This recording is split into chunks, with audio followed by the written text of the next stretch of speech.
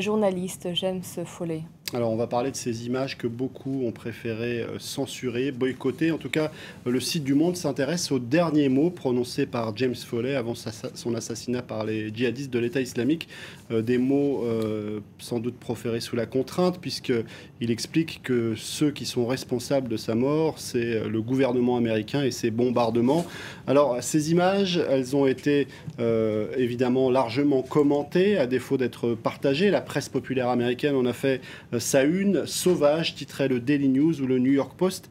Le New York Post qui a été très critiqué parce qu'à sa une, il a mis une photo de cette décapitation particulièrement odieuse, une photo très explicite que beaucoup d'internautes ont jugé tout à fait indigne. Jonathan Saunders écrit que c'est immoral, horrible de la part du New York Post de publier cette photo à sa une. Même type de réaction sur ce compte Twitter, celui de John Dory 49, qui explique finalement sur Twitter, la plupart des gens sont bien plus respectueux que le New York Post, tandis que cet autre internaute, Steve Rose, demande à tous de ne pas cliquer sur cet article. Alors, le comportement des internautes, globalement, a été en effet respectueux. Beaucoup ont préféré censurer ces images et appeler à la censure pour que cette image odieuse d'un homme décapité ne fasse pas autant le tour des réseaux sociaux. Certains, comme Kadim, disent voici l'image que chacun devrait partager, celle d'un jeune homme souriant avec une tasse de café à la main. On a vu apparaître aussi un hashtag ISIS Media Blackout, parce que derrière tout ça, il y a une terrible opération de communication.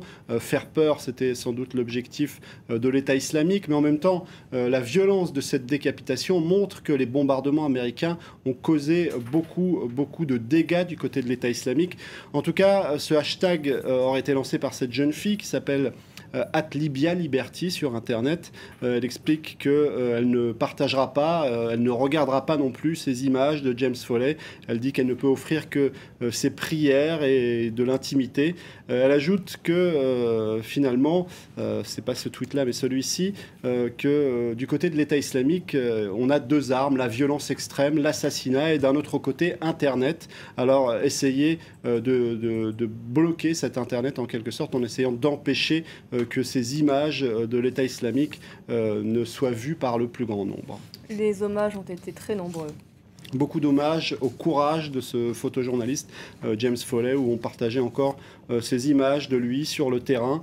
Et puis il y a ceux qui l'ont croisé dans des conditions difficiles. Sur le site d'Europe 1, on a le témoignage d'un ancien otage qui était avec lui, Didier François, grand reporter à Europe 1, qui raconte à quel point l'homme était courageux, à quel point il avait une force intérieure. Et puis le site de la Croix rappelle qu'il y a quelques années, en 2011, il avait déjà été pris en otage et il avait publié une lettre poignante, nous explique la Croix, où il évoquait sa foi, et il évoquait comment la prière était un instrument de liberté intérieure pour lui.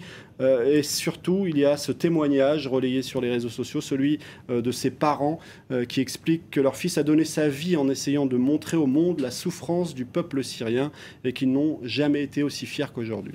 Il se pourrait que le bourreau de James Foley soit britannique. Alors c'est vrai que beaucoup de médias s'intéressent à l'accent du bourreau de l'otage James Foley. Un accent, d'après certains linguistes qui ont été, à qui on a demandé sollicité, le Guardian explique qu'il a un accent de Londres ou du sud-est de l'Angleterre. On évoque même un nom, celui de John, évoqué par d'anciens otages de l'État islamique. Alors c'est étonnant d'entendre le prénom John parce que les djihadistes ont tendance à prendre un nom avec une toute autre sonorité. Alors évidemment, ça reste à démontrer, mais en tout cas, du côté des autorités britanniques, on s'en inquiète grandement. Le site Newsweek souligne que lorsqu'on regarde les chiffres, on s'aperçoit qu'il y a à peu près 1500 combattants britanniques musulmans au sein de l'État islamique, alors qu'il y en a 600 au sein de l'armée britannique. Et en France, 2 jeunes filles qui envisageaient de rejoindre la Syrie pour faire le djihad ont été interpellées. Alors c'est une information de RTL, 2 jeunes françaises qui, pour l'une, habitaient du côté de Lyon, l'autre de côté de Tarbes, qui ne se connaissaient pas, mais qui ont conversé sur Internet avant de prendre cette décision. C'est la famille de l'une d'entre elles qui a alerté les autorités, qui ont pu les empêcher de rejoindre la Syrie. Alors, pour en savoir plus, un petit coup d'œil à ce site, celui de 20 minutes, avec cet article « Qu'est-ce qui pousse pousse de jeunes Françaises à faire le djihad en Syrie, à lire sur le site de 20 minutes. Merci beaucoup Karim pour votre chronique ce soir. Un œil sur les médias. Vous restez avec nous dans Paris Direct, un journal dans une poignée de minutes, 22h30, heure de Paris.